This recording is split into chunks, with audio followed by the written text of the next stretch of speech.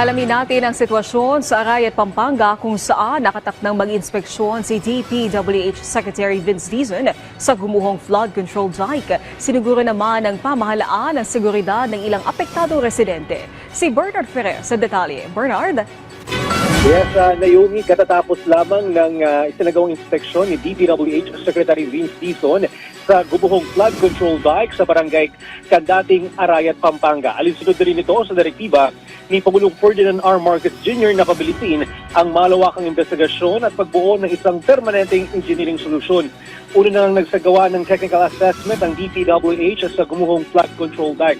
Kasalukuyan nagpapatupad ang engineering team ng agarang hakbang upang maprotektahan mga apektadong bahay at mga residente sa lugar. Naasang isa sa ilalim sa komprehensibong redesign ang proyekto.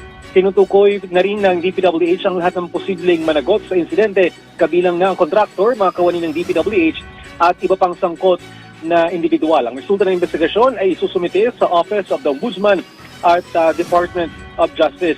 Naomi, sa katatapos lamang din na media interview kay Secretary Dizon, sinabi niya na 23 households yung apektado ng pagguho ng flood control dike at naniniwala ang kalihim na hindi na plano ng maayos o nagkulang sa datos kaya nangyari ang insidente.